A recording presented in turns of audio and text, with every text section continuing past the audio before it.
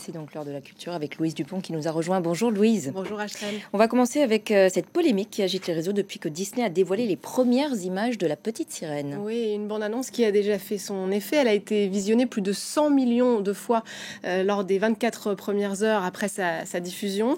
Cette bande-annonce du film de Rob Marshall qui sortira en mai 2023 et qui fait l'objet d'une polémique assez nauséabonde, je dois dire. Pour incarner cette nouvelle petite sirène, vous la voyez là à l'écran, cette petite sirène en prise de vue réelle, comme on dit. Disney n'a pas choisi une actrice rousse à la peau blanche, comme dans le dessin animé de 1989, mais une actrice métisse, Halle Bailey, une chanteuse de R&B. Ça fait plusieurs mois qu'on connaissait la nouvelle, mais cette diffusion de la bande-annonce a déchaîné une déferlante de haine, notamment sur plusieurs plateformes et sur les réseaux sociaux. Certains n'apprécient visiblement pas les efforts de Disney pour aller vers plus de diversité et d'inclusivité dans ses programmes. Alors plutôt que de répondre à ces insultes, eh bien, cette jeune actrice de 22 ans, Halle Bailey, a publié cette vidéo sur son compte Instagram. Regardez.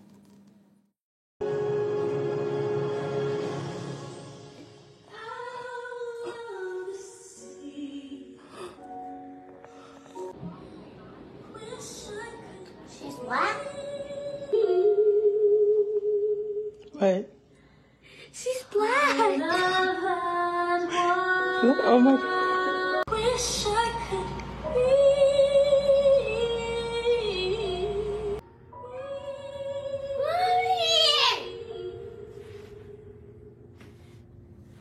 Voilà la joie de ces petites filles, si contentes d'être enfin représentées sur grand écran, se passe de commentaires. C'est sans doute en tout cas la meilleure des réponses à ces vagues de haine, malheureusement toujours d'actualité en 2022.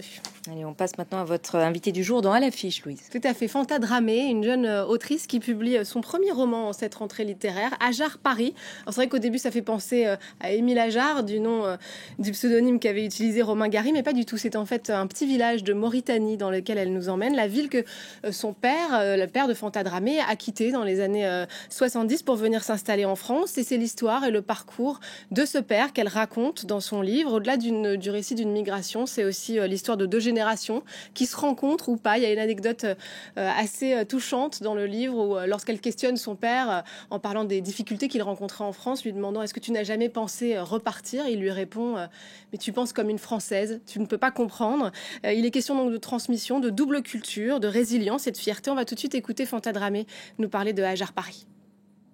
Ce qui est intéressant en fait dans le titre de mon roman, c'est le trait d'union qu'il y a entre Ajar et Paris. C'est un signe graphique qui semble insignifiant, mais en réalité, il y a tout dans ce signe graphique. C'est pas seulement passer d'Ajar à Paris, c'est pas une ligne aérienne ou ferroviaire. C'est quitter un village pour une ville, c'est quitter un monde pour un autre totalement différent. C'est abandonner une vie pour essayer d'en construire une autre ailleurs, avec tout ce que cela peut impliquer d'épreuves et de difficultés. Et on finit, Louise, avec les journées du patrimoine qui auront lieu ce week-end. Voilà, les journées du patrimoine créées ici même en 1984 en France, qui maintenant ont lieu dans 50 pays. Le principe, c'est d'ouvrir des bâtiments qui sont souvent fermés au public habituellement, de faire découvrir leur histoire au public, des musées, des ministères, ou pourquoi pas, cette année, le siège mondial de l'UNESCO ici même à Paris, qui abrite une collection de 1000 œuvres, souvent remarquables, la plus grande collection d'art détenue par les Nations Unies que nous fait découvrir Marie Schuster. Regardez. C'est un lieu de travail chargé d'histoire et digne des plus grands musées.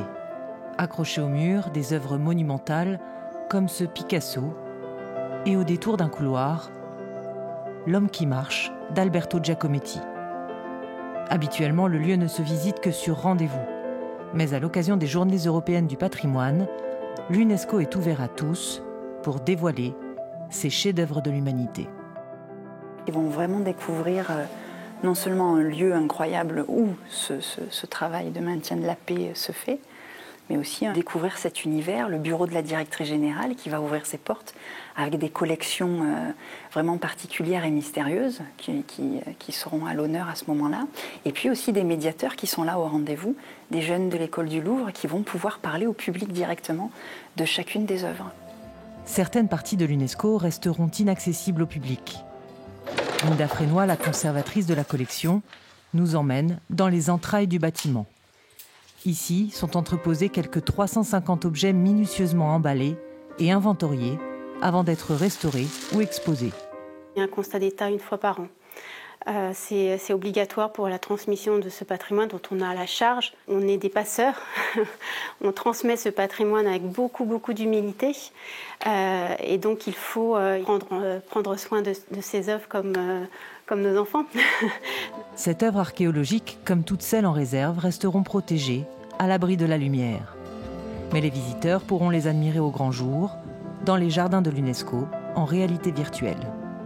L'occasion de découvrir de façon ludique les trésors cachés du patrimoine mondial de l'humanité. Merci beaucoup Louise pour ce point sur l'actualité de la culture. Et tout de suite,